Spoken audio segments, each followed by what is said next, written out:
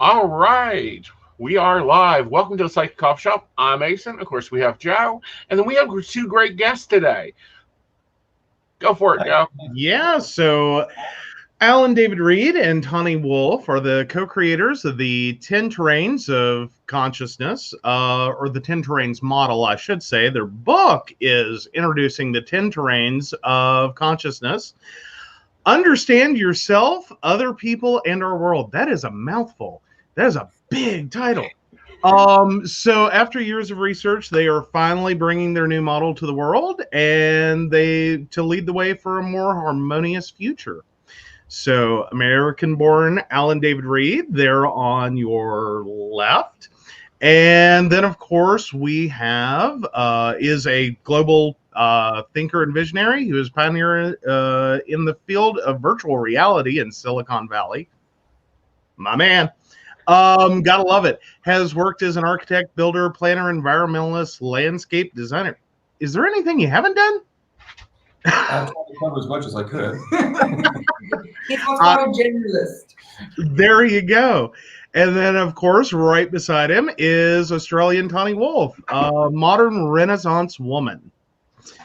She has been a corporate lawyer, Oxford scholar, screenwriter, radio show host, personal development coach. You too? Workshop facilitator. I will be here all night with your resumes. You really have explored a lot. So, alrighty. So that is a little brief introduction to both of you. How are you guys this evening? Really good. It's morning here. Yeah. True. Yeah, You're what, 16 hours ahead of us? 16 hours ahead of you. Yeah, it's the following day here, middle of the day, about lunchtime. Oh, okay. Oh, this is great for you guys. Yeah. Well, hi, Brenda. Thanks for joining us.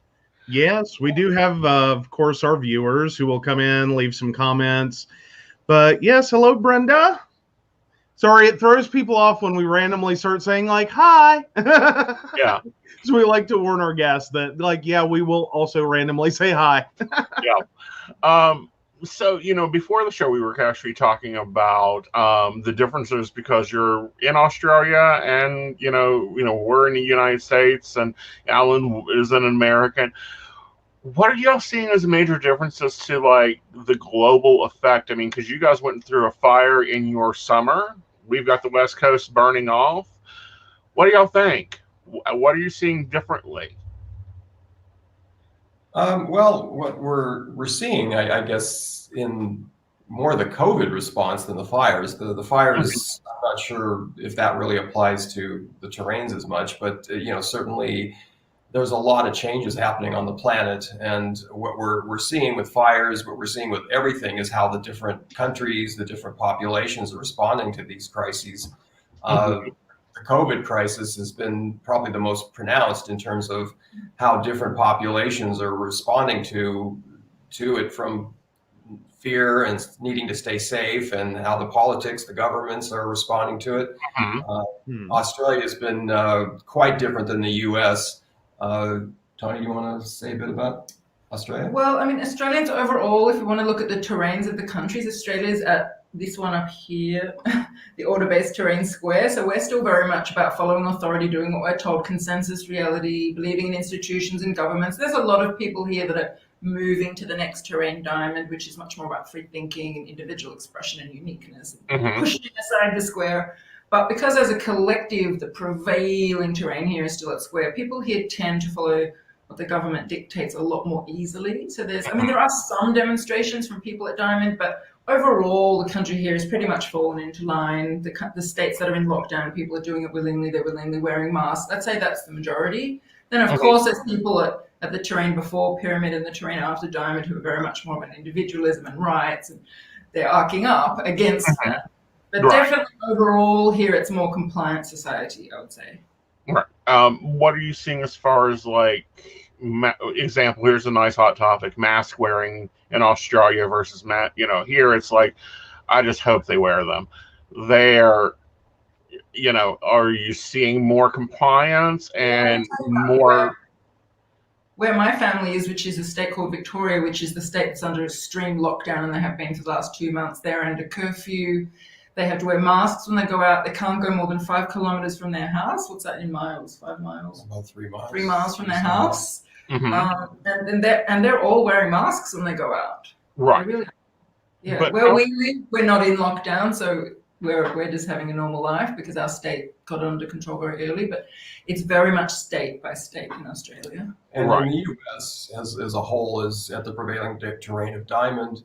And so it is much more pushing back, and you can see this with Trump and with just generally the population. So they're, being forced to have to do things against their will, and there's a lot of dissension because of that. Whereas here, it's a very willing population. There, it's a very agitated population, to say the least. Mm-hmm. Very much so. It's been very much. Where are we globally on your scale? Well, we have, I would say, in the Western world, a prevailing terrain of diamond, which is just because of the COVID pandemic.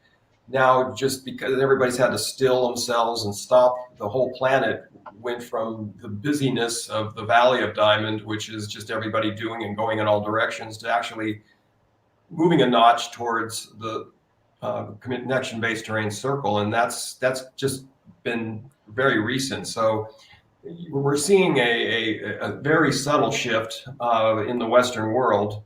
The world as a whole, if you take indigenous cultures and other third world countries, and we have a much more earth-centric group as a whole. But in the Western world, where we're really focusing, we're very much still at Diamond, which is really looking about individual expression. Everybody's trying to explore their identity and their individual truths, and everything from gender expression to finding careers and just entrepreneurialism. So it's very much kind of a new time there as far as. But also, I'd say that a lot of the stuff we love about our current society comes from the fact that we're at the reflection-based terrain diamond. Even things like the internet, all the decentralization of information, the dissemination of information, the customization, taking things out of the hands of the central authorities and giving them more to mass dissemination and consumers and customization. And I can decide what kind of color car I want rather than everybody having the same T model Ford.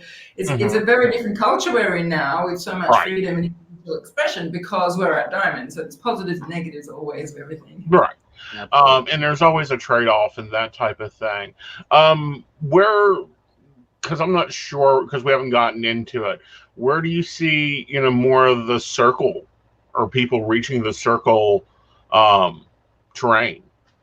There are a lot of people in the world, we call that terrain the connection-based terrain. And actually where we live, in the part of Australia where we live, I would say the prevailing terrain here is circle. And it's a lot of people who've left the cities and they've left the modern life, and they're living much closer to nature.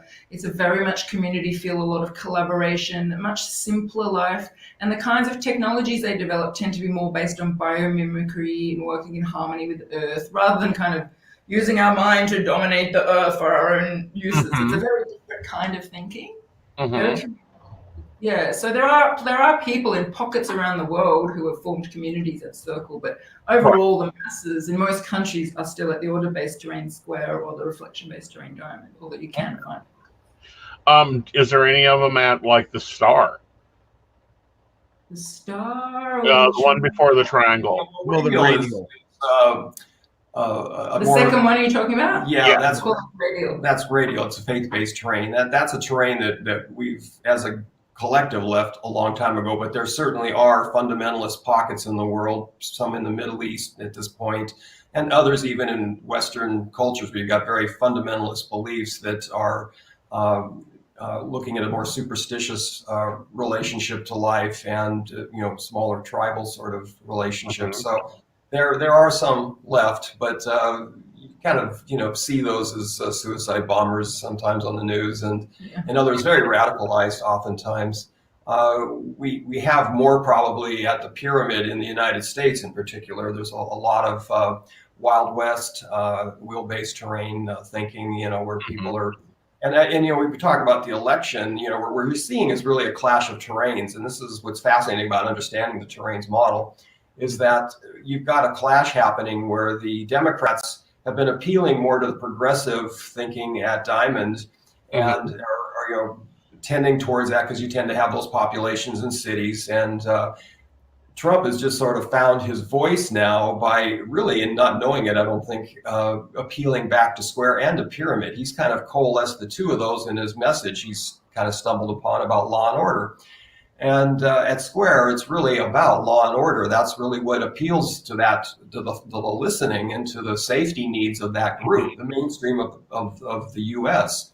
So what we're seeing is a division between the cities and the more progressive centers voting now Democratic, and then the rest of the country kind of falling back in line around the Republican message, which is Pyramid and Square. They want to have a strong leader. The Pyramid wants to have the alpha leader. Square wants to have the law and order leader. And he's, I was watching some news clips yesterday where he'd been fumbling to try and find his message, but now he's landed on that. He's got a huge upswell happening because he's locked into essentially the listening of the mainstream at Square. And if you'd known our model, it probably would have come to this much sooner. But it's fascinating for me to watch all of this play out across on the spectrum. Pardon? I don't think any of us heard you. Where is Trump at on that spectrum? We've got a bit of a policy not to say people's terrains unless they've done our quiz. Okay. Good deal. So actually, I think this is probably a really great point for everyone watching. So what is the 10 terrains model, and then what are the terrains of consciousness? What like, we kind of got into it, we started talking about it, and now I'm sure there's a few people going, okay, where are we at? What's this?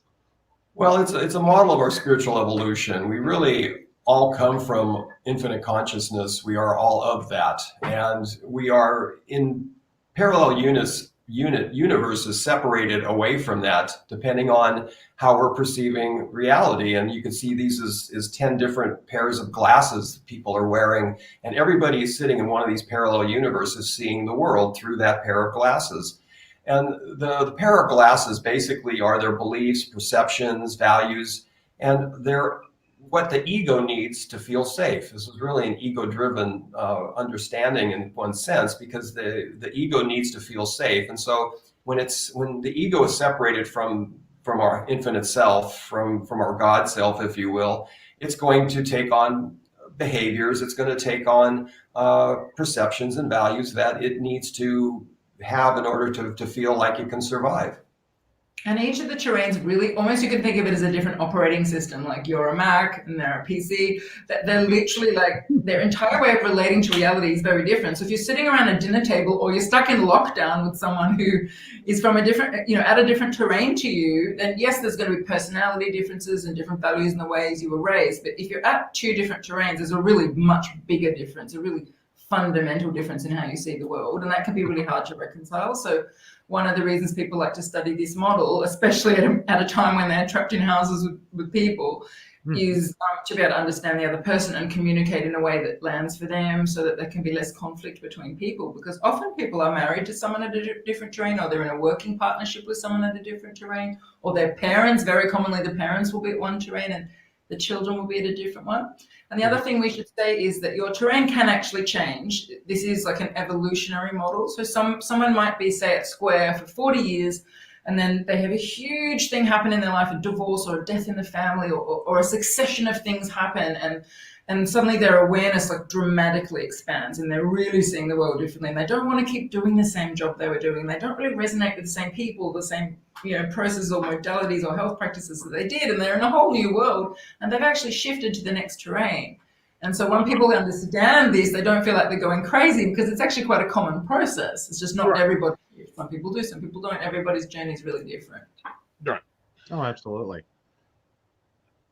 Can you give us a few, and I think that we were kind of looking at this, few examples of different terrains or how they apply, the more common ones? Yeah, I'm happy to just like run through them really quickly if you want. Yeah. And then apply them to stuff just to give you like a feeling. So you're not going to really meet anyone at the first terrain. Let me make sure I'm doing my hand in the right order. There. First terrain, particle, the matter-based terrain. Particle. Yeah, I get it. I gotta get this. It's so confusing. Zoom, isn't it? Uh-huh. So the matter-based terrain particle, it's really like very rare in our day, in modern day. It's think of a caveman who's just operating purely from instinct, total survival response, not much thought, not much meaning in the world. And then the terrain after that, the faith-based terrain, radial. This is where someone really is deeply superstitious. They attribute all the meaning in their life to something outside of themselves, a god or spirit beings or whatever, and they completely give their power to it. You know, if their priest tells them to do something, they'll do it, or they think they're going to be punished. Mm-hmm. You know, their whole sense of survival comes with pleasing their deity.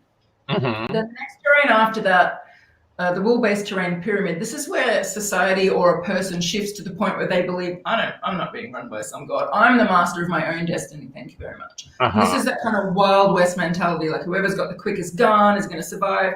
The survival strategy here is to amass as much wealth or as much power as you can, or align yourself with someone like the mafia don or someone powerful who can protect you. It's very much a belief that the world is out to get me. It's not a safe place. I've got to build walls around myself and really care for myself at the expense of everyone else. It's a very me-focused ego, instant gratification, right? Think Game of Thrones. Yeah, I think Game of Thrones. It's a crazy. Everyone in Game of Thrones is trying to figure out what they're doing because they're not coming from the same. Like most fantasy books are written from the next one, the order-based terrain square. Whereas Game of Thrones is actually coming from pyramid. So we're expecting them all to band together and fight the big evil. But they're a pyramid. They don't care about the big evil. They're just scrambling for power. They're just like, who can get the most power? Yeah, who's on top of the mountain. Well, I was kind of thinking when you were talking about matter and people in matter, I'm like, God, that sounds like the program Shameless. I haven't seen that, but it's probably a pyramid. Yeah, well, I don't know. It's pretty basic. Like these very primal. Yeah, I see one episode. I'm pretty sure it was a pyramid. A lot of TV shows are interesting to watch because most shows at the moment on Netflix are at Diamond, and most traditional stories that we've seen have been at Square, and usually the bad guys are at Pyramid. It's really interesting. Anyway, so the next terrain, the order-based terrain Square, what shifts in a person or a society when they come to Square is they start to realize that more important than their own pure survival is the functioning of the society. So this is where people give up their rights to become part of a smoothly running system, and they feel that their safety comes from the smooth running of the system. So they believe in institutions and banks and authorities and universities and, you know, doctors and authority figures. And it's very much, how can I contribute to society? And they are to a degree quite selfless because they're always willing to conform in order for the smooth running of the machine. Whereas at Pyramid, people who won't conform, they're like, my interest is more important than the majority's. So there you have duty and law and order. Yeah, which is what Alan was talking about at the moment. And so the terrain after that, the reflection-based terrain Diamond, when a person or a society shifts to Diamond, it's very much now about, well, I'm not going to do what society tells me to do. I'm going to listen to my inner guidance, my truth. Like, I'm going to decide who I am. My mind is going to decide my identity. And so it's very much a mind-based terrain, and people are choosing their gender, their path, their gifts, their contribution to the world, and they're striking out and being an entrepreneur. And there's lots of innovation, technological innovation, and wresting the power away from centralized authorities and distributing it so everybody can have freedom of choice and individual customization. That's what we're seeing at Diamond. And so we're going out, you know, we could look at the money system going from central banking to blockchain distributed crypto. That's a whole migration from Square to Diamond. Exactly. So a lot of what we're seeing in the world is really the expression of just pure, we're in the pocket of Diamond as a civilization at the moment. Okay. And the terrain after that, the connection-based terrain, where, as we said, there are some people in the world at this terrain, fairly large numbers, but they're just not the majority.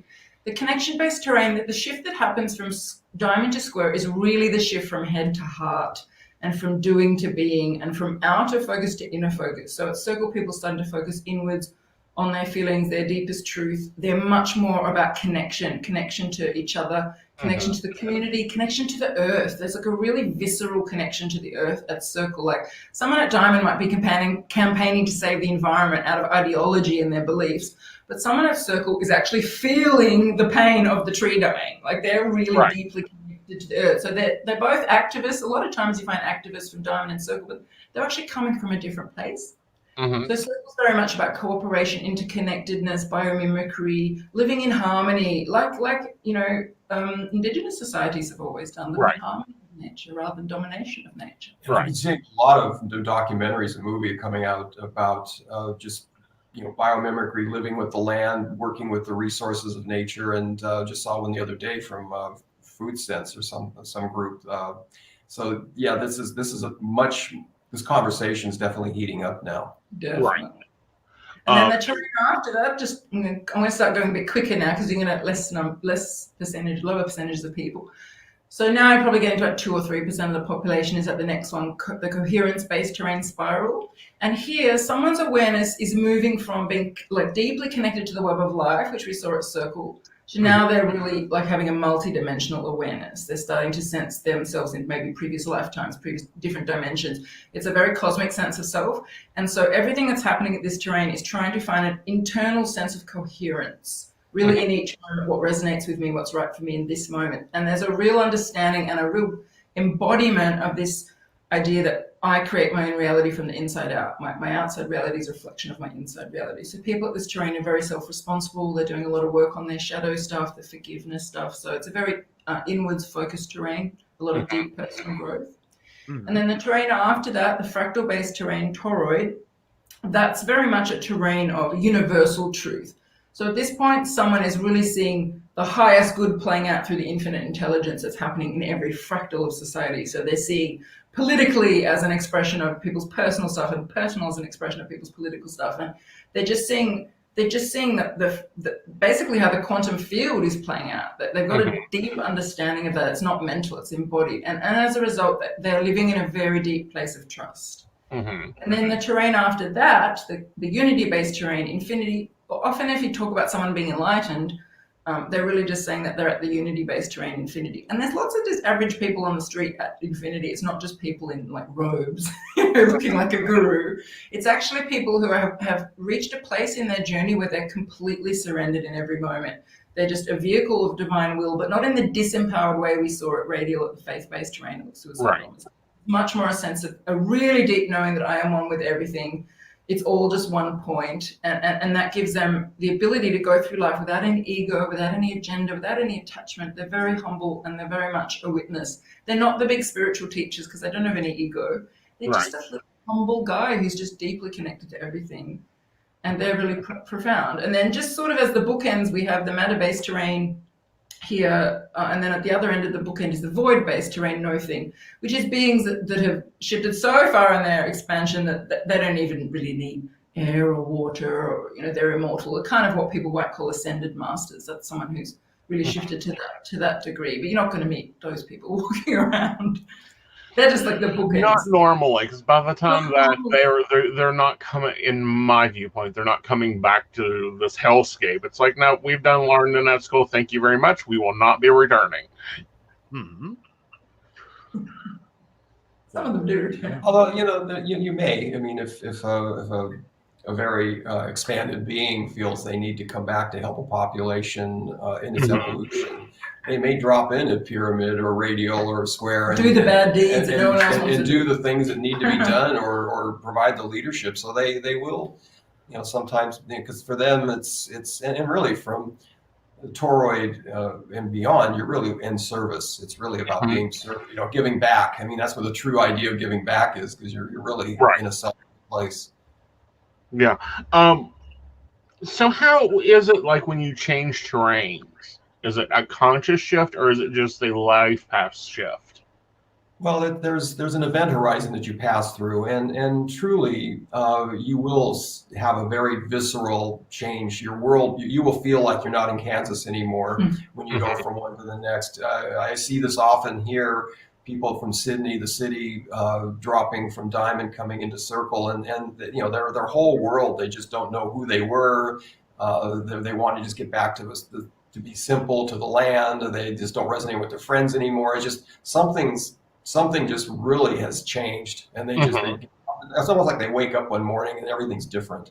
But it's definitely not a conscious choice. In answer to your question, this is not something that our ego control. Like, we would love to be able to think we can control our spiritual evolution, but the reality is our infinite self controlling it. The ego is really a passenger, and the ego is like how we respond to what's happening. But if we're not listening to the messages that we're being given, then Spirit might knock louder on our shoulder. We might have a bigger crisis and a bigger crisis, but eventually the shift's going to happen. Even if we resist it, or even if we try and speed it up, we really can't We really can't do either, because it's not our ego mind that's in charge of this. And so I probably just to explain why we are each at a particular place along this continuum, it's because we're a bundle. If we look at the physics of it, we're a bundle of charge, electrical charge, quite literally, of dimensions and beliefs and traumas and stories. And that creates a bundle of charge.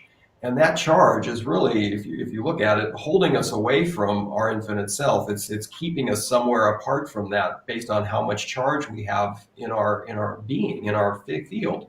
So what we're really looking at here is by doing the work to heal yourself, to really let go and forgive and drop all the stories and drop the trauma, heal the trauma, drop the charge, that bundle of charge gets smaller and smaller. And naturally, because we're one infinite indivisible consciousness, it's a self-healing system, just like our body, you will naturally come back to your infinite self. So you aren't able to control this other than to do the work, and life will bring you back there, and you will go through some changes. Right. But also, everyone's journey is different. Like some people, it's really important that they stay at the same terrain for 40 or 50 years because they've got work to do there. Like the world needs them. You know, if their job is to end slavery, they need to be at square for a long time to bring that about. You know, everybody's got a different purpose in the collective. So if we look at, like, from a toroid perspective, the fractal-based terrain perspective, everything is interconnected. We're all playing our part in the unfolding of the whole. So some people need to stay at the same terrain for a certain reason to really hold the field stable, and other people are needed to move through their life. That's their life journey. That's the purpose for why they're here, and everybody's got a different purpose. Right. Another question I have is, do you think that we're moving from like square to diamond, that's why we're seeing like the increase of anxiety, the increase of depression, the increase of different mindsets? Well, yeah, certainly. There's a lot to be looked at here, attachment theories and a whole body of psychology. But certainly, as you have in each of these terrains a valley, which is basically a stable point where people are sitting, when there's any kind of disruption, and we look at the idea of disruptive technologies and all that, when there's any major disruption that disrupts the entire, it's like somebody pulling the rug out of the whole of society at one time, you're going to have a lot of agitation and chaos. And so the anxiety is because the ego, people, they're afraid of change. They get comfortable. They get comfortable in the routine and the habits. And then, everything shifts. Well, life is change. Life is demanding evolution. And so what we've got is a tension between the ego just wanting to kind of sit there and kind of go about its day as it always has, and life saying, no, that's not what you're here to do. You're here to evolve. You're here to grow. You're here to learn about yourself. And it's sort of causing things to move, just like an earthquake comes along and disrupts everything when everything was sort of stable. So we're seeing this tension between the two. And really what we need to do is just embrace that. I would also say, inherently, when the prevailing terrain of a culture is at diamond, there is going to be more anxiety, because if you think about it, the previous terrain square, people have given a lot of their sense of safety to the system, to authority figures. They could just go to work, do what their father did before them. There's not that much self-responsibility there. Once you shift to diamond, you're suddenly responsible for your own destiny. You're forging your own path. You're deciding your own identity, who you are. You're creating your own life. You're in charge of your own thoughts. There's a lot more responsibility there, and you're very much in a place of identity and identification. So that's not necessarily a stable place, because in order to have a strong sense of identity, you need your identity to be reflected back from the population. So a lot of people are looking to social media for reflection, to popularity and fame for reflection, or to subcultures for reflection of their identity. But once someone shifts to circle, all of that need for identity falls away, and they're really much more deeply connected to their own heart, their own body, the earth. It's a much more stable place. So in some ways, square is stable in a kind of artificial way. Circle is stable in a very deeply rooted way. Diamond in the middle is a lot of questioning. Who am I? What do I believe? I'm going to make my own path. Like it's inherently unstable. There's inherently anxiety there, and we're very disconnected from nature at diamond. So it's not surprising that we're in an era where there's so much disconnection and alienation, and the shadow side of diamond is just as strong as the positive side, which is all the innovation and amazing new opportunities and equality, diversity. Like there's the positives and the negatives. Which is why it's so important to really understand, yourself and knowing why you're where you're at and what you're to learn at that point in your journey, gifts you're to give at that point, the challenges you're facing, so that you can really kind of settle into it and be more relaxed about it rather than feeling the anxiety and the agitation that's happening because everything just seems like it's chaos. The 10 terrains will really give you a foundation within yourself that will allow you to say, okay, this is where I'm at, and this is why I'm here, and this is what I need to learn at this moment. And as I get that, then things will change and shift, and I'll be okay with that, and this is what's next. And it just allows a much greater sense of inner peace. Yeah, and we've definitely found with people who've done our quiz, which if anyone's interested in finding out your terrain, it's a really short, just 10-minute quiz. It's really easy to do. People who've done our quiz, you can do it. I think they've got the thing down there, 10terrains.com/quiz. Yes. People have done that, and they often write back to us in tears because they finally kind of understand why the things are happening to them at this moment in time in their life that are happening. Right. Like why they're facing the challenges they're facing, what the lessons are that they're there to learn at that point. But also we explain like what gifts you can contribute to the world at this terrain. Like each terrain has its own special kind of magic of what can be contributed. So when people read that, they go, oh, okay, I feel relieved because I'm not going crazy. It's actually, there's a reason why all this is happening right now. But there's also things we can do here that are positive. I should just clarify that once you take the quiz, there's a report that's available that you can purchase that will give you a perspective from your point of this entire continuum and the world. You'll be able to kind of see from that moment where you're at and what you need to learn. And as well, you'll be able to relate to people on either side of you and the world as a whole from that place. And for our listeners, that's 10terrains.com/quiz. Yeah. It's a good place to start. I'd say it's even a better place to start than reading our book because it's simple, it's short. You find out everything about that one terrain, and then once you understand that one terrain that you're at, then you can start to go out and learn about the other 9 so that you can see why you're reacting so differently to things than everyone around you is because they may be in a different terrain. So from that point, it's quite exciting to then learn about the rest of them, and that's when we would say, go read our book or watch our YouTube channel or go to Facebook and learn more. But it's a really good place to start just to learn your own terrain because it explains so much about your life. Right. Okay. And so I have totally lost track. We are jumping around, aren't we?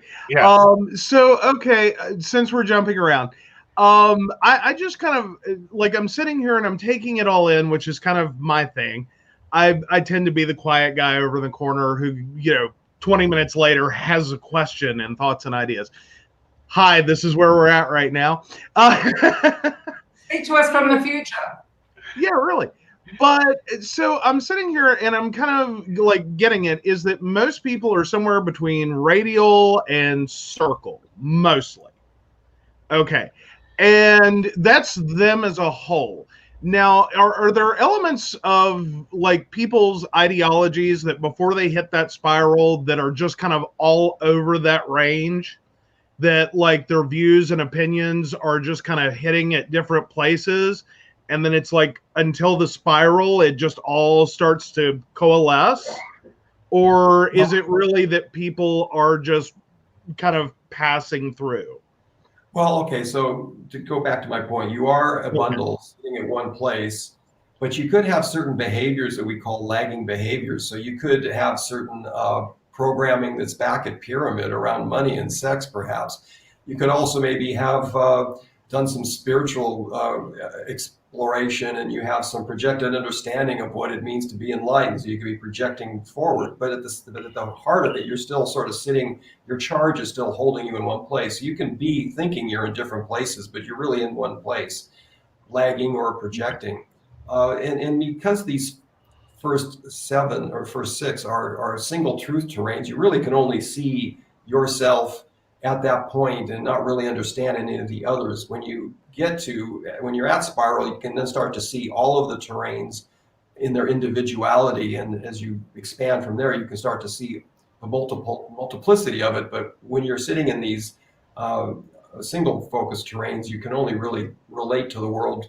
And then what you try to do from that relationship is try to get everybody else to see the world the way you do. So at Christmas dinners is an often place where you don't want to talk about politics or religion because everybody's at a different terrain and they're all arguing. It's like, no, my way's right. No, my point of view's right. And you just get fights because everybody's defending their single focus. And so that's why those are sort of taboo conversations. And also, you can have people say at Diamond, like Diamond is the terrain of a million different ideologies, a million different ideas, because everybody's just defining their identity through I'm a vegan, or I'm a left wing, or I'm a right wing, or it's just, but there's thousands of ways you can define your identity. So if you get a group of people in the room at Diamond, they might all have very different beliefs and things that they believe in and care about, but under it, their core relationship with reality is actually very similar. And they actually, in some ways, have much more in common than they would with someone at Square or at Circle who shares the same kind of background or beliefs. Because this is a really deep part of yourself, like actually the way you relate to reality, the things that make you feel safe. Just like Tahnee was saying, you could be a Mac, but you can have all kinds of different programs loaded onto you. But at the bottom, you still operate like a Mac. So you can have a room full of Macs, and they can have all different kinds of apps loaded onto them, and they don't really kind of talk to each other. But at the end of the day, they're all Macs underneath it. But until people really understand this model, they can be a bit confused by someone's behaviors. Right. Like one can exhibit a behavior that makes it look like they may be still at Pyramid or Square, but actually they're at Circle. But the thing is, they will respond very differently to that than someone, say, at Pyramid would. So everybody has bad hair days. Everybody gets triggered out of their center. Everybody's stuff comes up. But if you look at someone at Torrid or Infinity, when their stuff comes up, they will very quickly come back into love. They will very quickly come back into their center. They're not perfect humans, but they'll very quickly realize they've been knocked into a state of fear and the not self is running them, and that they're no longer, and that they're coming now from the ego identity. Whereas someone, say, at Pyramid, may be in that state all the time because they haven't yet reached that point in their awareness. So, if you're around someone at Infinity who suddenly acts out, you could be really shocked by that because it's so unusual, but they'll bring themselves back into their center very, very quickly. So it's not so much necessarily always about someone's behaviors. It's about how quickly they take responsibility for those behaviors and come back to neutral. Yeah, because we can see along this continuum, it's really the idea at one end, it's about things happening to you as a victim. At the other, it's I'm the creator of this, and I'm fully 100% responsible for it. So what we're really seeing is degrees of taking responsibility for what you're creating. At one end, everybody's blaming everybody else, saying it's them, it's not me. And the other end, it's like, it's me. I've got to figure out why I created this and what I need to do to clear it up. How does these? Well, I've got actually two questions. One, how did y'all settle on the symbols? I noticed that a lot of them are universal. And the other part of this is, how can this help you when dealing with other people? Let's answer the second one quickly first, and then you want to talk about the symbols. Okay, sure. How it can really help you with dealing with other people. That's, for me, has been the thing that's been most helpful about this model, because I really love to get along and be in harmony with people. And once you understand your own terrain and then you understand someone else's terrain, you can really speak to them in language that will land with them. Like, this is really good for people with marketing, but also just basic conflict management.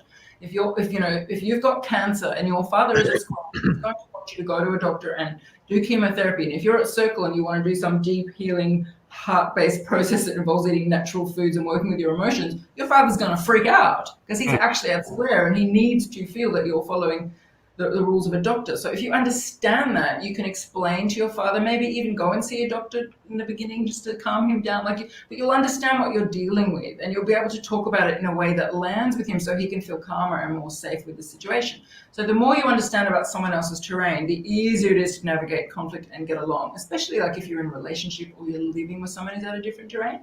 And that can happen because you could both start out at Diamond and then one of you could start to shift over the next decade, and the other one doesn't. So sometimes people start out at the same terrain, but then it shifts. And if they understand this, they can notice what's happening and have compassion for the other person and understand their journey and support their journey rather than judging people. Often what happens in conflict is we judge the other person. We think they're wrong. They shouldn't be acting like that.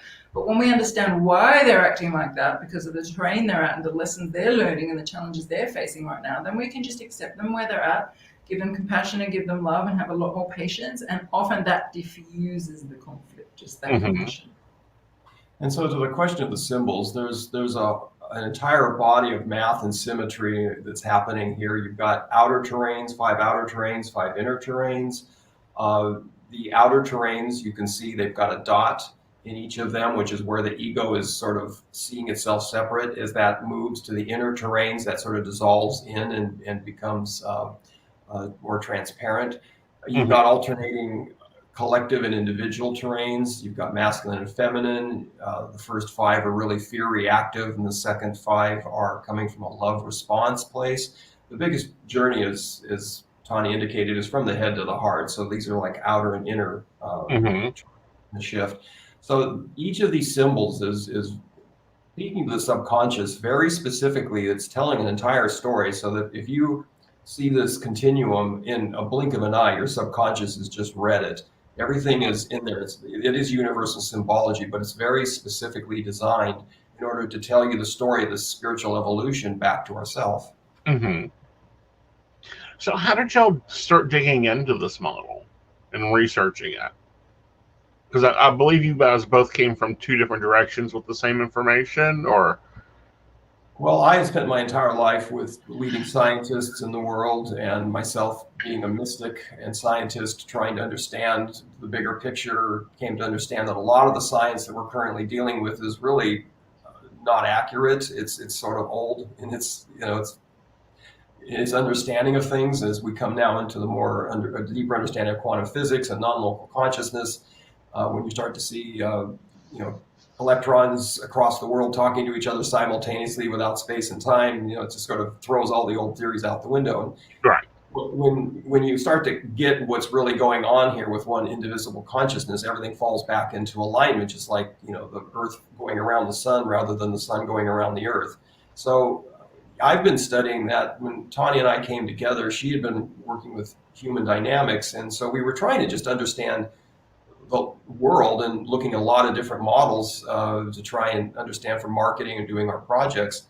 And this just kind of evolved out of the conversation. We were writing books on sort of enlightened civilizations, what that might look like.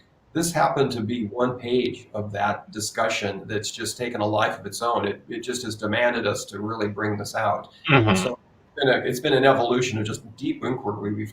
We've really gone deeply into this, both in a scholarly way as a mystic, from a mystical, from a psychic and intuitive perspective.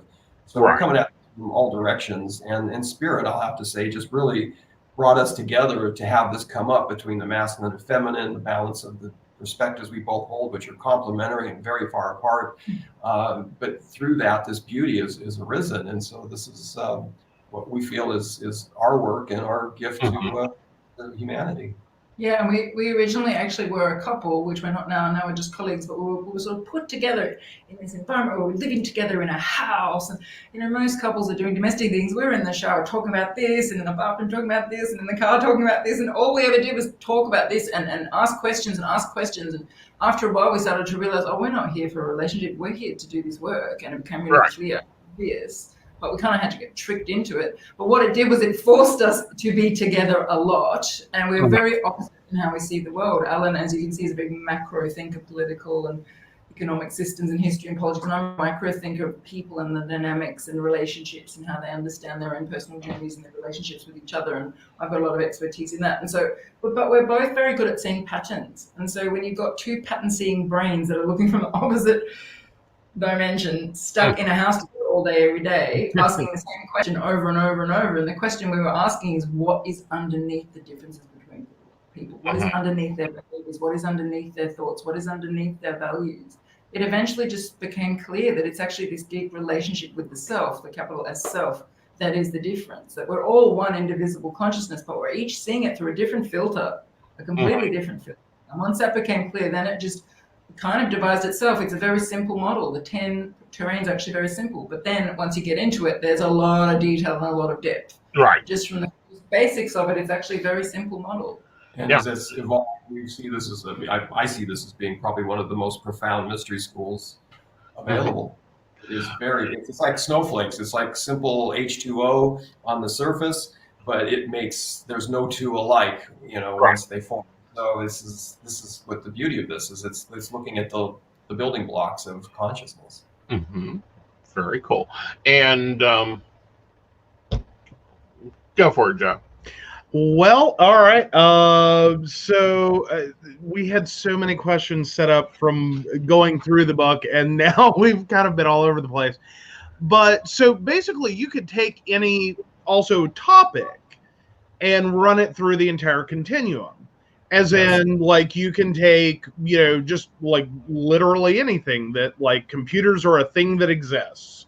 and go all the way to the end of the continuum with it. Like they move into like the I hate computers, I love computers, that kind of duality, the radial, like all my faith is in technology or I'm a total Luddite, you know. And then just slowly walk all the way through it. But you can additionally just, you know, take entire countries through it. You can take people through it. But there's also the relationship, as there was a comment you made there just a minute ago on, I believe, marketing. So this would also be a system to help marketing really talk to specific segments. Definitely. Yes. Very directly.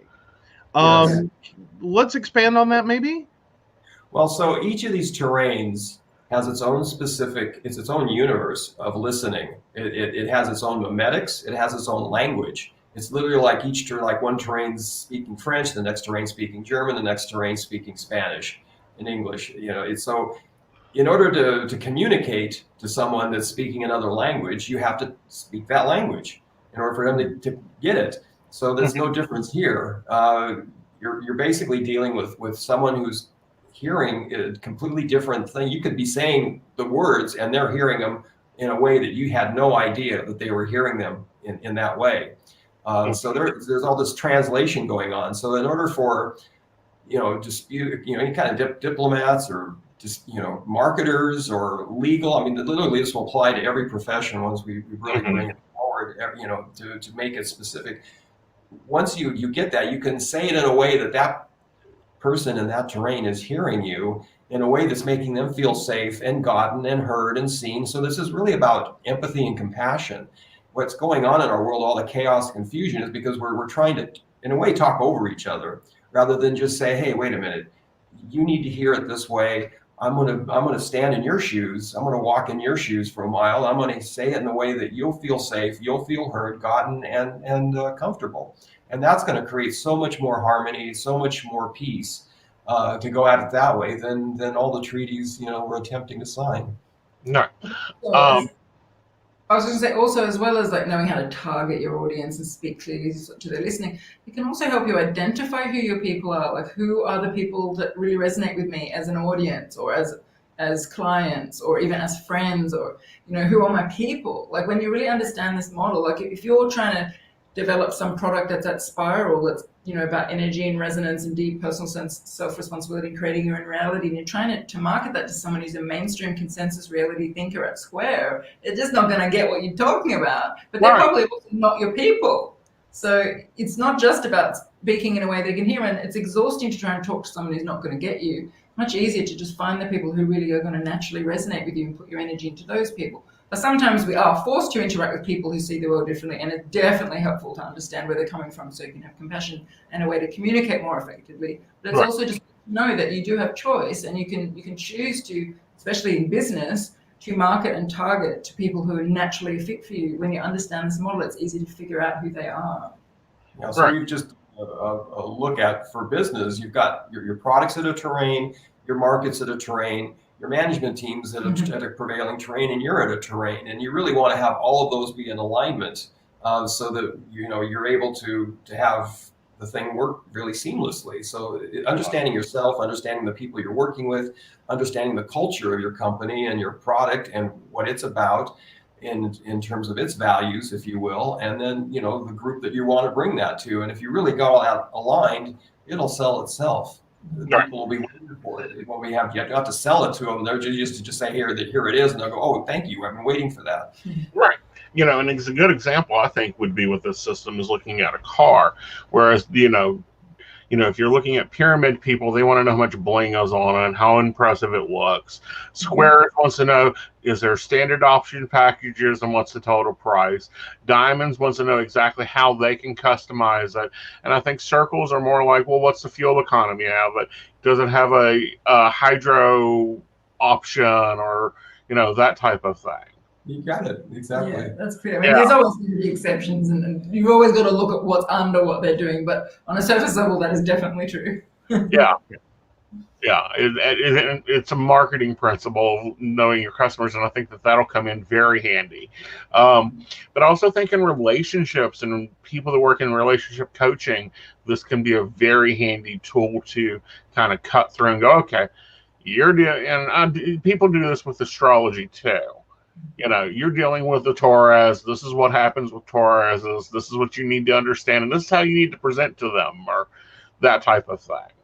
Yeah, I'm really big on understanding people, so I understand all the systems, the personality types, and the attachment styles, and the Enneagram, and the human design, and the horoscopes. And I use all of those when I'm coaching people or when implementing dynamics in my own daily life. But I have to say that, and those things are incredibly helpful. I love those things. But having understood the terrains as well has taken it to a whole new level, because you might have perfect horoscope and they're an ENFJ and you're an ENFP Myers-Briggs and you're so compatible, but one of you's at square and one of you's at diamond and they're still not getting along. Why is this not working? We should be getting along. Our personality types are so compatible. So it's just another level that's really useful to understand, and we're excited to offer it because it's one that people don't know about.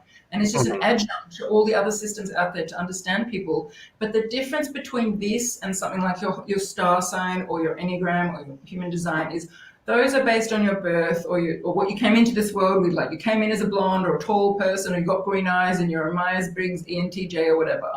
And you're going to stay that the rest of your life. You're not going to get shorter and you're not going to change your personality type.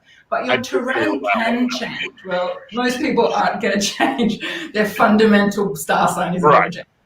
The Enneagram types are not going to change.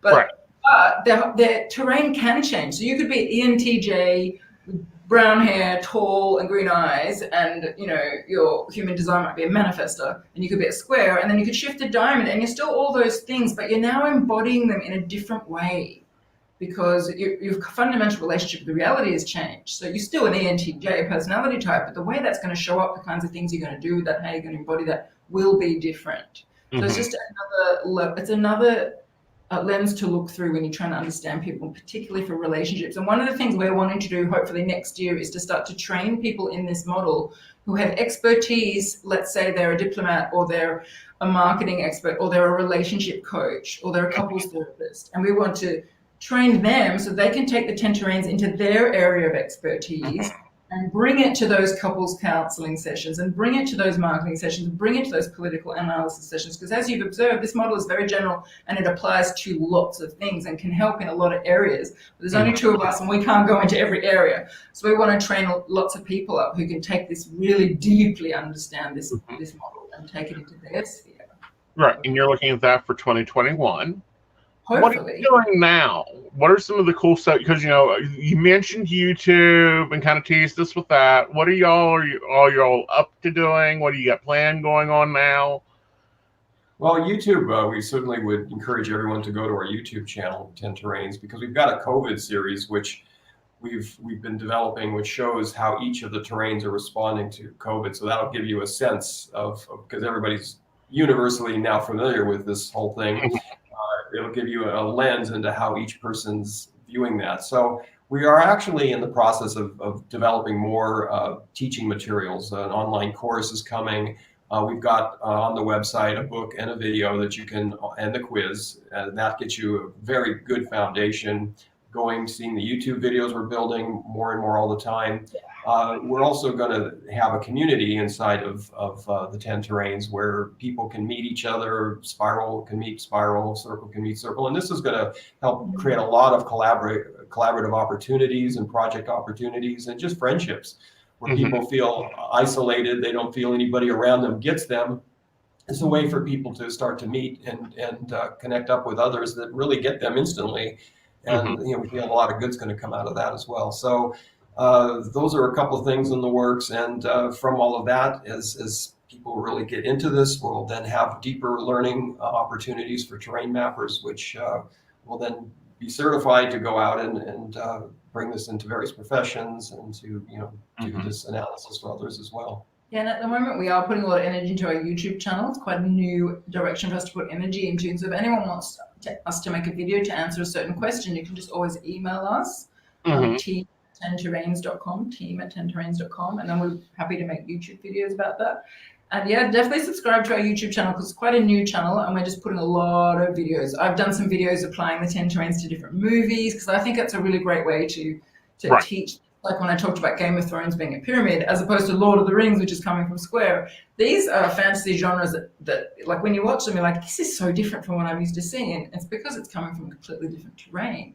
Right. So I love videos like, Avatar is a great example of circle. Like there's it's just really easy to teach it. And Alan likes to make videos applying it to world events and politics. Cool. So yeah, we're doing some pretty interesting stuff on our YouTube channel. So definitely go and have a look at that. Yes, and we'll put a link in the description on both the channels to your channel. I know you're in the busy of developing the course and certification. Do you have any details on what that's going to look like? Like, is it a 12-month course? Power weekend? It'll probably be a fairly short, maybe 2 or 3 month online course. We don't want it to be anything too demanding, but just something that's between the book and what we'll be expecting from the certified people. Certified people will do like a very deep study. But the online course will be something for people who've read the book and really have questions, they want to go deeper and really figure out how to apply this to the world around them. That's really what the course will be. Right. And we have been anticipating, I have an idea of doing something like The Simpsons, where each of the characters, it's going to be an animated thing where each of the characters are at a terrain, and you'll basically be able to watch this play out around the dinner table and in the family dynamics and in the neighborhood. And so I think that'll kind of really bring this to life as a bunch of, character archetypes, and possible a movie could come out of that. So, different ways to really, lots of ways to teach this model is a living model. It applies to everything. So rather than just have it be this sort of theoretical abstract framework that we've been talking about here, we really want to show people, like we are with the COVID series, this is really what we're all living, and this is what's creating your life, and this is what you're living. And so by making it really apply to your life and to what we're living and the dynamics you're having with your boss and your spouse and your family and your neighbors and the community and the politics and the nation, I mean, that's when people go, whoa, this is real. This is what's really going on. Yeah, and I think that, and one of our listeners said, Smile, I like the Simpsons approach to teaching. We're getting some feedback from other listeners that they're finding it very interesting. They were wondering if you were tying into Moshka in Buddhism. I think that's when we were talking about the unity level. Well, the religions, the deeper spiritual Gnostic and Buddhic and Taoist religions, their fundamental wisdom is been dancing around this for thousands of years. There are parallels, and there certainly is only one core truth, and so there's many roads back to home or to Rome, if you will. Right. But what I've not found, and I literally have combed this planet of all the sciences, religions, and secret societies and mystery schools, and not seen anything that really explain it. This is what I would say in the scientific parlance is called Occam's razor. It's the simplest, most concise fundamental of it all. And I've not found that. I mean, everybody's danced around this. It's all been sort of pointed towards, but nothing really landed it. And it just seemed to have been the time now for this to come to the world. Well, I will say that in terms of the question that was asked, like if you were to take any really deep, profound spiritual teachings from any, Buddha or one of the really enlightened teachers or mystics, and you looked at the content and you did a terrain analysis on that, if that person did our quiz, they would be at infinity, or maybe toroid. Like most of the spiritual teachings on the planet that we read and look up to and learn from have come from people, and those people were at a terrain when they wrote those things. So they were either at toroid or they were at infinity. It's very rare that you're going to find a spiritual text or religious text that's not coming from one of those two terrains. So in that sense, you'll say, yes, infinity is everywhere, toroid is everywhere. It is, because there are people throughout history who've been at those terrains and they've taught from that place, they've invented things from that place, but they haven't mapped all the terrains. They're just speaking from their terrain. No, can you go back and reverse map them? Huh? Can you go back and reverse map them? Like, for example, if we're looking at Buddha, Could we go back and reverse map his terrain? Yeah, we've actually got a little booklet that we give people once they've done our quiz. It's a free gift. It's called The Terrains of Famous People in History. Because we don't like to tell people's terrains if they're still alive, because we want them to do that work themselves. But if they've already passed on, we can give an opinion on it. So we have, just from our understanding, they may not all be correct, but from the best of our knowledge, we've mapped it out. And it's fascinating because you can look at famous people from history, from radial, from pyramid, from diamond, from square, from particle, from not particle, but from toroid, from infinity. And it's fascinating because you see people that we all look up to at every terrain. But they're all, when you see them grouped together, all the people at diamond and all the people at circle and all the people at spiral, you realize, oh my God, yeah, those people really were all at different terrains. Like you could just see it on the page that, the Abraham Lincoln and the Tolkien and all the people at square are very different than the Einsteins and everything at diamond. Like they're just seeing the world so differently, but they're all amazing. And what's wonderful about that little free booklet is it shows you that there's genius and glory and wonderful contributions at every single terrain. Right. You don't just have to be a Buddha to contribute powerfully to the world. Right. I mean, I think everybody in every terrain has its place and within the cosmos and within the parallels to be producing and to be creating, because seed's got to start somewhere of an idea or of an energy, and it's got to go through the lessons or past or whatever title we want to throw, posting that we want to stick on their chest. But it definitely has an interlinking going on there. Now, you're on your book's on Amazon. They can get it off of Barnes and Noble, and of course, going to the10terrains.com. Where else can they get it? Is it Kindle? Is it on Audible yet? I haven't put it on Audible yet, and we're in the process of doing that, but it is available on Kindle. So any online bookstore, we've got links on our website, 10terrains.com, with all the different online bookstores. There's lots of places. And any physical bookstore can order it for you as well. Right. So it's available worldwide. So what's been your funnest part out with this book? Because this is not your first book. You've got some other books out there. What was the question? What's been your funnest part with this book? I think the funniest part, actually, the funniest rather than the funnest, the funniest part was I said, I'm just going to sit down and write these ideas out. It'll probably take a month. Thought it was going to be a quick thing, just like get these ideas that we've been talking about radial about chess. I'll just quickly write them down because I'm the writer. I'll write them down.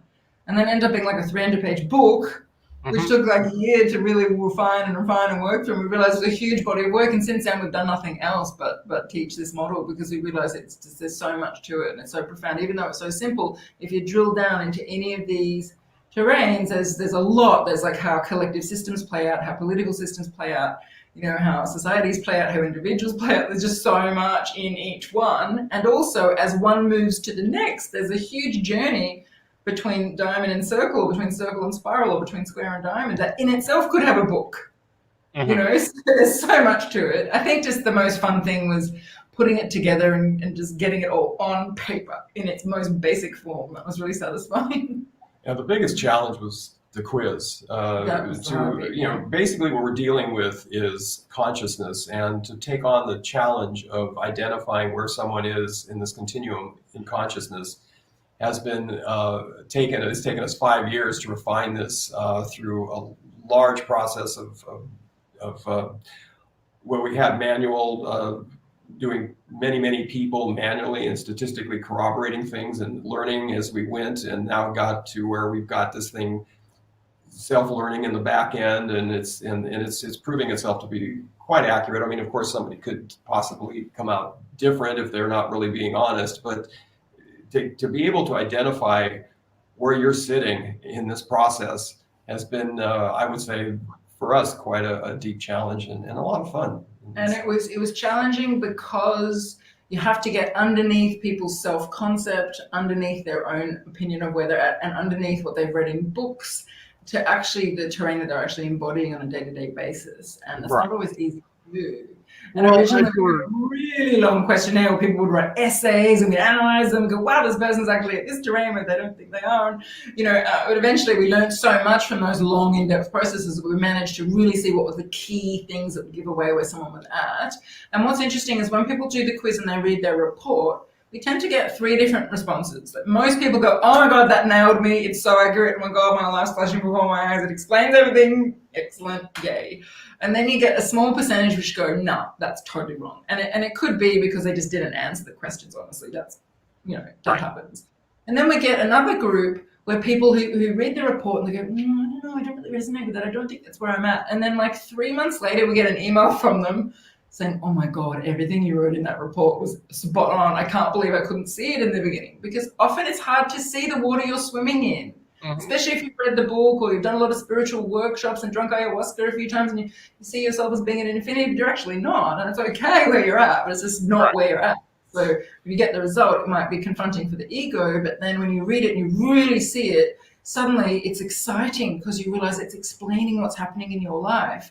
And each of these reports that we've written are written in a way to really make you feel very good about where you're at, because everybody's at an important point. Like there's no terrain better than the other terrain.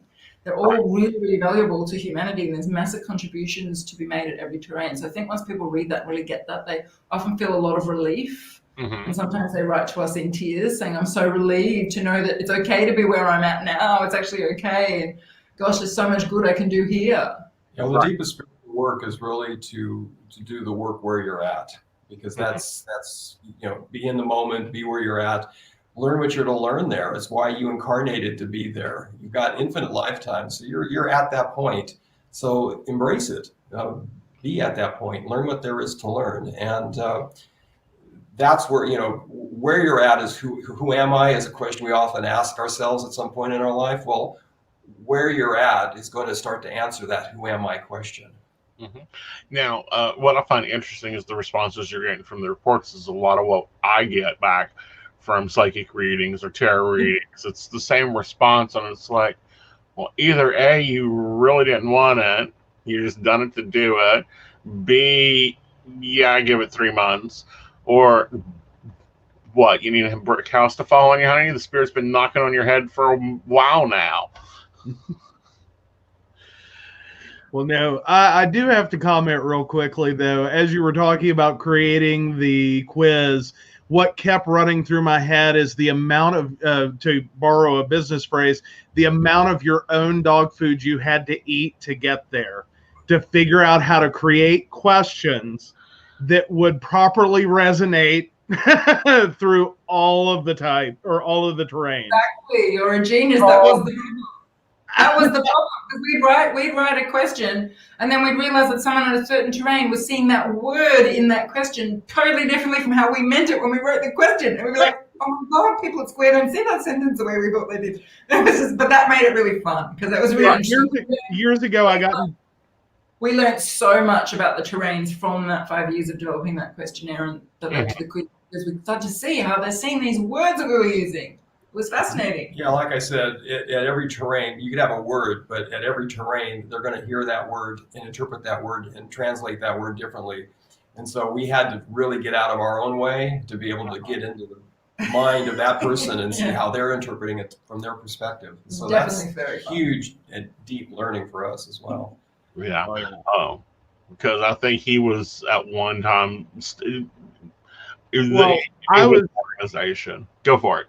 Yeah, I was having a flashback to a very and I forget constitution basically for a student or years ago, back when I was in college. We literally had to go through this giant 7-page document, word by word, to get everyone happy, and it took literally a month. Because we were fighting over the word is, we are fighting over the word the, we are fighting over and, we are, every single word had to go through. And I'm just sitting here going, oh my God, I know your pain, at least on a much smaller level of trying to put that together. And it's like, oh, that hurt.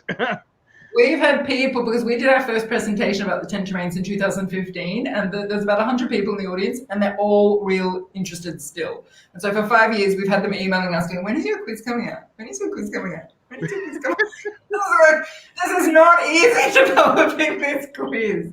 But we're really happy with it now. Like, we did all that work, and now it's good. We're happy. We can scale it up. People all over the world can do it, and it's a fantastic entry point into this model, because as I said, it only takes 10 minutes. You get a really juicy report, and then that's the beginning of your journey with this, because it's always good to start with understanding yourself. I mean, some people might be more interested in understanding the world, and they can skip the just read the book, but most people are going to want to understand themselves first. Right. Speaking of your book. Yes. Yeah. We'll get it up. Oh, you got it. Yes. We've been going through it. It's not a weekend read, guys. It is not a weekend read. Yeah, but no, not quite. So I tried to write a short book. Oh, I figured you tried to write an article, honey, because that's how they started out. Well, effectively, it's 10 books in one, really. Yes. I mean, when you break it down, it's going to be 10 books in one. Yeah. Or maybe 12. There's kind of the introduction book to the 10 books, and then there's the sort of summary book of how it all plays together in a prevailing terrain grouping. Right. I just cannot imagine what the facilitator copy of that is going to look like. Oh. The original book we started writing was 1,000 pages. Huh? The 1,000-page original. That's what she was saying. Yeah. Oh my! Now you also have to put in analytism and how you qualify this response versus that response, and break it. How to teach it. Yeah, that's going to be. I think we've had some people who read our book and they got it. Like they have that kind of brain. They just got it, and they're the kind of people that probably will want to do this training. Like they think that way already. They're pattern seekers. Those people, I think this will just drop in very easily, especially if they are maybe moving to spiral or at spiral. When someone's at that terrain, this model becomes pretty self-evident for them. It's like they've been through enough of the terrains in their own lifetime that they've actually lived through them, so they find it much easier to recognize it. If you've already experienced it, it's kind of like each terrain holds all the other ones inside them. So if you've already been at square and you've shifted to diamond, you will already innately understand square. You just have like a broader perspective than you used to have. If you then circle, you've got an even broader perspective, but you still really innately understand those previous ones you were at. So a lot of the people who'll be drawn to our training are probably going to be people at spiral, we would expect, but not always. Right. So it will be a different teaching experience depending on who's in the room. Right. Very much so. And then trying to, meld those and work with them. I can't wait to see it. I also think you should do a life coaching branch off series to it. What does that mean? Let's ask. I'm curious what that meaning means. You take your model and then you put it in practical terms that you can take and use. Like if you're working with someone that is, in transition between square to diamond, these are the areas that you need to kind of focus on and maybe work through with them and start in its use of targeting. Well, this is what a terrain mapper is really going to be skilled in doing, and that is available. You can have a coaching session so that we can go into the more expansive assessment that we had previously, and then do a consultation for an hour. Aiden's saying to do it live. That would be really cool. Oh, do very it interesting as a teaching. Oh, as a teaching. Yeah. Well, a lot of people do that. They do their couples counseling live on Facebook, so people can learn about attachment styles and stuff. Right. And like a terrain analysis live. That's a really good idea. Okay. Yeah. Be very awesome. Well, guys, thank you guys for coming on. Come back when the certification class launches. We'd love to have you then. And of course, if you launch anything else, stop back in for a cup of joe. It's been fun hanging out with you. I wish I had a cup of coffee in my hand. I didn't realize I was supposed to have a cup of coffee. That's all right, honey. Absolutely. Right. Coffee. Well, we really enjoyed this conversation. Thank you. Awesome. It's been really fun. So did we. Enjoying you again. Thank you. Enjoy your afternoon. See you guys. Have a good sleep. See you. Oh, that was so fun. Love having them on. I've been following them for a while. I'm really glad that our agent reached out to us and said, hey, do you want to have these guys on? It's really fun, really great show. All right, guys, let's do some catch up, and then I'll do some quick questionings and get moving over to that side. All right. Yeah. Yeah. So, hello, because we got so into the conversation, we forgot to say hi to people. So, hi, Shannon. Hi, Shauna. Great to see Shauna with us. If you're not familiar, the Crystal Lotus Shop, that's Shauna. And then hi, Kathy and Mary. Hello.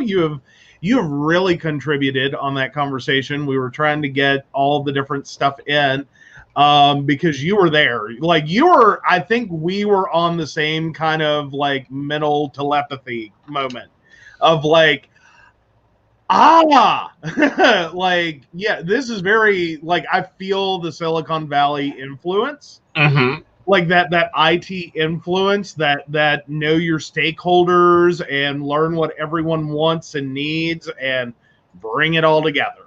Yeah. Like definitely feeling it. And so yeah, and hello Mika and Angel. Hello. So I think that catches us up with everyone. Yes. Yeah. Like, yeah.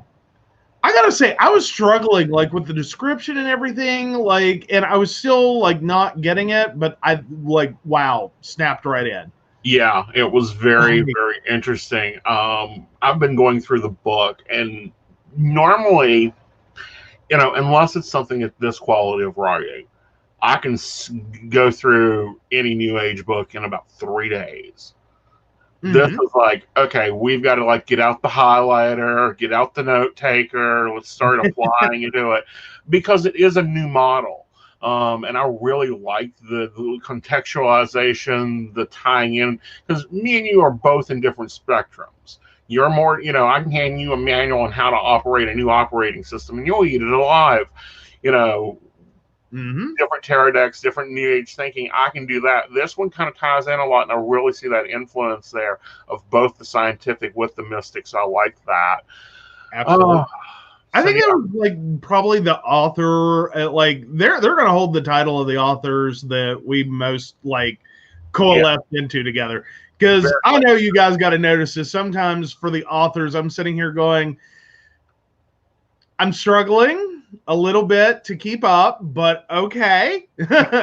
Like, or I'm trying to like, okay, what can I connect that with? Well, how do I interface with live author interview? Most of the times you're just doing production in the back, but you're doing really good with that. You're actually hopping on board and doing great with interviews.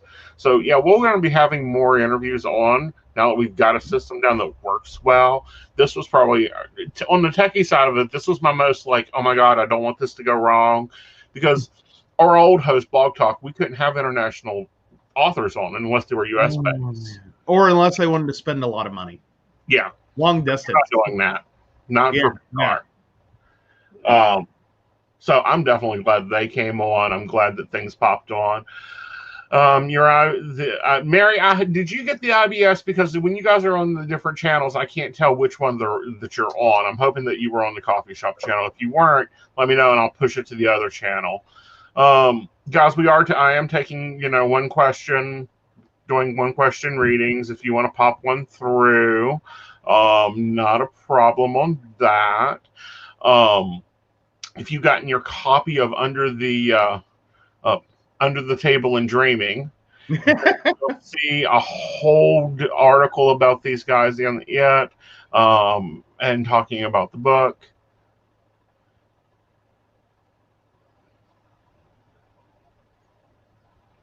Okay, I'm not even sure what that means.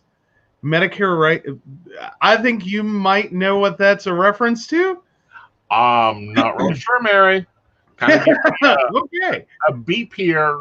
Not sure about the Medicare Rights Center.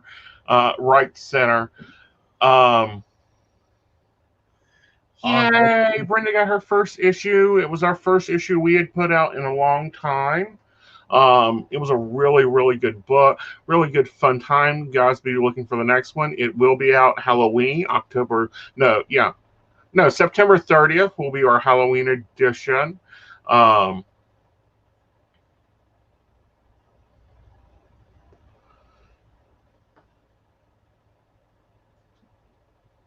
Okay, I think Mary, I'm not sure. I'm not sure, Mary. Message me on Messenger and I'll pull it together. Coffee Rights channel? Oh, God. Oh, okay, got it. The coffee shop channel is the right channel, but we have a couple different channels we actually stream and broadcast to. For those that don't know, yes, you can get us on YouTube. Yes, you can put us up on your big TV. We are on both. The Psychic Coffee Shop is on Ace and Knight's Facebook page. It is on the Psychic Coffee Shop's page, both on YouTube and Facebook. So things pull themselves together. Coming up on Mountain Bears, there are some topics we're going to be talking about that'll be fun. That'll be this Friday at 9:30-ish. We're bears. We got to eat. We got to sleep. Fit that in because things are busy, even though we are at home. Mm-hmm. Yes. Yeah. Oh, because, it's been a week. It's been an interesting, really strong week already. Yesterday, for once, I was the calm one. No, we're still a few years out of telling the story. That's fine. Too soon. Not all the details. But I lost my temper yesterday with the construction project in front of the house. We've worked really hard to try to, and if you got, y'all know, this has been a sore spot for 18 months and counting. Mm-hmm. We're still not done with the road construction in front of our house. And it's just been like one slap in the face after another.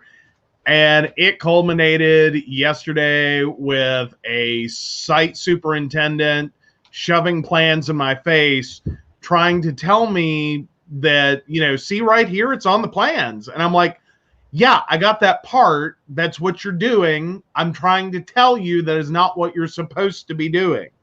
Like, your plans are wrong. And dude was just right over the top of his head. Like, nope, not going to do it. Yeah. 18 months since we had this one thrown at us. Yeah. We are the whole neighborhood is so done. Yeah. And to sum it up for everyone, because we got into this conversation today, is ultimately what we're dealing with right now, this leg of the journey, is we're dealing with a company that typically builds roads in uninhabited, like bare land subdivisions. That's what they do primarily. They know how to build a road if no one has to use it until it's done. And no one has used it. That's the problem. Yeah.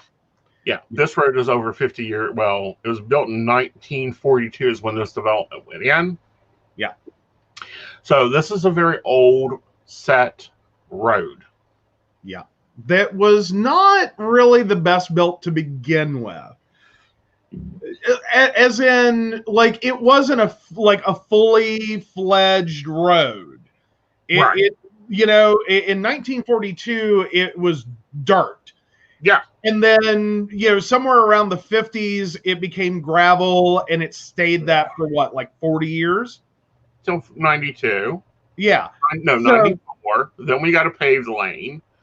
Paved lane, like lane and a quarter, lane and a half in some areas. Mm-hmm. And then now they're trying to put in enough road for 2 buses to pass each other.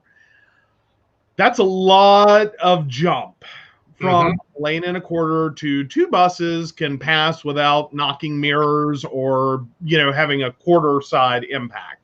Right. Or a quarter front impact. Please, again, I think this is going to be a mess and a half, and it's still a mess and a half. And oh, yeah. So, Mary says, bet my Johnny could help. Yeah, a civil engineer. Yeah, and that's been the fun of this is I grew up in a construction family. I grew up with blueprints. Like, our dinner table conversation was about sewage treatment plants and road projects and, airport runways and, all of this is up here, and they're like, the part that kills me is I can't get to the point with them where it's like, stop talking to me like I'm an idiot. Mm-hmm. Start talking to me like I have a clue. Mm-hmm. Because this thing where you're trying to just be the authority and you don't want to actually have a conversation, that's not a good place for me. And that's where I lost my temper yesterday, is like, you're not going to command and control this. Right. That's a piece of paper with pretty lines on it. And yeah, it's a great plan. Lovely plan, nice plan, not the plan you should be using. Exactly. So again, today we saw lovely surveyors out resurveying because their plan is wrong and has been wrong. But the mentality of these people that, you know, that we are just like at the throes of their will is ridiculous. Yeah. Like, I own my home. My home's so damn paid off, even the state don't even want to tax it. Oh, yeah. Well, no, and that's kind of the problem with this situation is, again, going back to, this is a subdevelopment builder. Like, they come in virgin land, so to speak, at least for the most part. You know, they go in, they clear the land, they put in the roads, they build the houses. It's just a giant vacant field when they start. So they are used to a very, like, the plan is the plan, and that's what you do. And no one's questioning the plan, no one's arguing the plan, no one's changing the plan. And that's where I'm kind of talking to is, you know, when you're in that, that's pretty easy. You don't have to worry about homeowners that have to get to and from school, to and from work, to and from doctor's appointments. You don't have to worry about ambulances and fire trucks and emergencies and things going on that site in the most part. Oh, I'm not saying that, yeah, subdivisions are crazy enough to begin with, but that's easy compared to dealing with people and their lives and the impact you're having on them and the things that your actions as part of this project are doing to them. You know, like when we lose water or we have a boil water advisory twice because the gas company keeps running into the stupid water line that isn't where it's supposed to be. Like, yeah, the plans are a little fuzzy after, you know. Well, what I found interesting was that when they were going through putting up the road, I could literally see 1942 brass line, 1974 plastic line, you know, bump, bump, bump. And they're just taking it out. And I'm like, well, I'm glad somebody finally decided to take it out. I mean, they took out beautiful brass line from the 1940s that was gorgeous, still maintained in the road. Well, yeah, it's a sealed environment unless you expose it to the elements. Mostly, it's going to be nicely encased and it's going to last for a good long time. You know, but yeah. Oh, yeah. So, and that's where my dad was. Because, again, my dad worked for a construction company. He was a site superintendent. He did spend all of his time dealing with people. Because, when you're doing, especially a road project, you've got to deal with all the neighbors to this project, or you're going to have an angry lynch mob. And I do mean lynch mob, like, you're going to tick people off at levels in which angry mob going up the hill with pitchforks and, you know, torches starts looking more like an option very quickly. And that's been the biggest issue, is that's the key component they're missing, as far as I'm concerned, and the whole project has been missing, is we're not getting communication. How do we access our property? How do we get out of here? Is the road closed? Is the road not closed? Are we, you know, no one's planning around trying to make this easier and then communicating that. It's a real simple concept once you know to do it. Otherwise, you're just trying to bulldoze through a neighborhood and going, why won't these people get out of my way? Right. And that's where we've been. So, Oh, you bet your boots. Yeah. Where Mary's at. Well, I Yeah. bet my boots that before this project's done, we're going to be having the legal team on it. Now, something I do want to talk about while we still have short time. Yeah. Guys, there are networks out there that are either using old content of me, old photos of me, or trying to say that I'm on their network. Yes, I do have 11 different networks I currently work for. Actually, no, it's probably down to 6 networks I work for that are authorized to have my PR. Please always go to aceandnight.com if you're looking for something specifically from me. The reason for that is the only right now key network that I'm working is keen.com. Mm-hmm. Okay, I'm still on Best American Psychic Directory. I'm still on Wispy. But a lot of these networks, this one I've never heard of called Psychic Visions, don't even know who they are. Oh, yeah. We were dealing with that yesterday, too. Oh, so many things, so little time. And Mary, to go back to your question, planning, not even the city, that's where we got into a little bit of a with this whole project. Is originally our property, this subdivision was in the county. It was a rural route, county road. We lived in the county. This is where the property's at, is in the county. The city annexed us, except they did not annex the roads. The state was like, no, those are ours. We're not giving up the roads. You can't have the roads. You can have all the properties. You can't have the roads. Uh-huh. Interesting, weird. No one pressed that. No one argued that. Interesting. So when they did this road project, the state was effectively going, it's our road, we'll do with it as we please. We will kindly inform the city that this is going on, and yeah, we'll show up for a meeting to let the residents, yell and scream for a few minutes, but we're going to do what we were going to do. Mm-hmm. That's the approach they took. Right. So and that's the approach that we need to start lobbying against. I want to definitely get with a few of our representatives. And if it is city limits, it has to be city roads. Well, now typically there are certain roads that like the state will maintain. The state will, maintain like that continuity. It's a major arterial. Right. Like 19. Mm-hmm. I understand 19 being a state road. That is a major arterial route.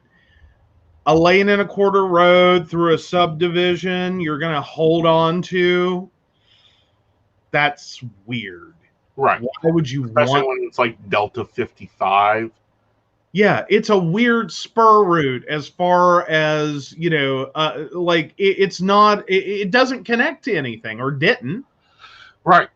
It's not an artery. It's just a neighborhood road. It's a little, chunk of a subdivision. Why would you want to hold on to that? Why? Right. Why would you do that? Right. It's but again, weird. that's something we're going to have to start working with our representatives to get changed, because I don't want another homeowner to go through the crap we've gone through of passing the buck. Oh, and that's been the whole thing is, everyone's pointing fingers. It's right. So, yeah, that's where I lost my temper. If you guys haven't got it by now watching the show, I don't deal with stupid very well.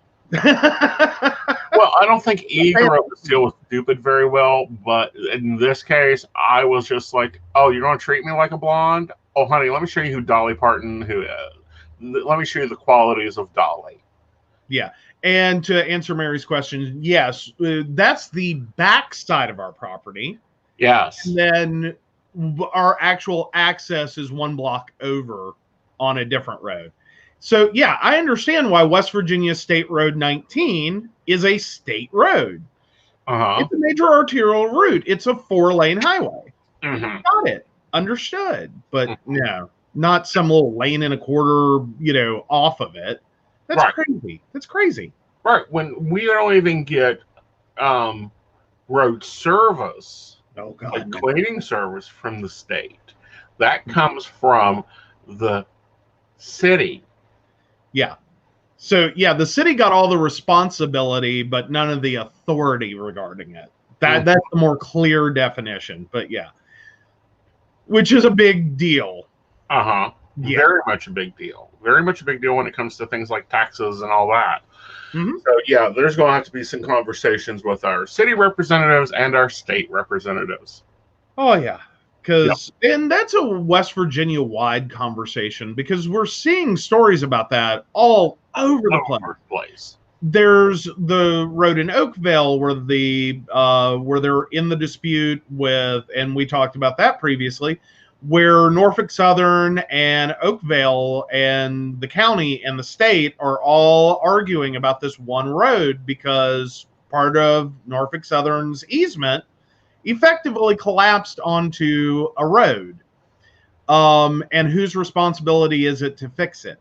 Mm-hmm. Then there was a story just the other day, or just yesterday, I think I saw that one, in which there's, and I forget what town that's out of, but basically the local volunteer fire department collapsed the bridge, and this family is stuck effectively using ladders to go from one side, because this was over water, to basically have to go down a ladder, across the creek bed, up the ladder to get out of their property. Yeah.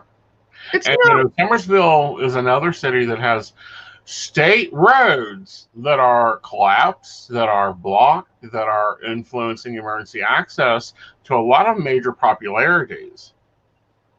Yeah. Well, now in our particular situation, the road god is West Virginia. As I like to say it, also known as West Virginia Department of Highways. But no, in one of the other situations, it is the railroad that is the bigger issue. Yep. Because they're fighting back and forth with whose responsibility that one is. Exactly. Because the road is, it's kind of if your neighbor's dog craps in your yard, is it your problem to deal with or your neighbor's? That's where they're at in this situation. Exactly. Is the neighbor, being Norfolk Southern, crapped in the county's yard, right, or the city's yard? All right, guys, we've reached that magical window where Asen's happy with his video editing, aka we're at our time of 11 o'clock. Top of the hour. Hope you guys have enjoyed the show. Hope you guys enjoy us having guests on. If you know a guest you'd like to have on and you're a Patreon member, we would love to hear from you about that. Speaking of, we need that crawler up. We do. What a Vanna, man. Well, I know. So, of course, we want to thank Beverly Walker, Mika G, Mary Winfield, Brenda Bryant, and the Crystal Lotus Shop, located at 89 Old Main Plaza in St. Albans, West Virginia. Make sure to stop in. And if you want to learn more about the show, about us, or about becoming a Patreon sponsor, please visit pcspnetwork.com. And so that's my vanning for the evening. We will see you Friday for another Mountain Bears episode. And, Patreons, I'm sorry you've been neglected this week. I will be taking up on that. We also have a few YouTube videos that have been Patreon only that will be coming out. And then, of course, I have a Patreon video for you guys. And I also have a Patreon question, so you guys be paying attention to your Patreon platforms. Y'all will love that one. Until Friday, guys, have a great week. Enjoy your coffee, your cup of joe, and always take time for you. Good night, y'all. Good night.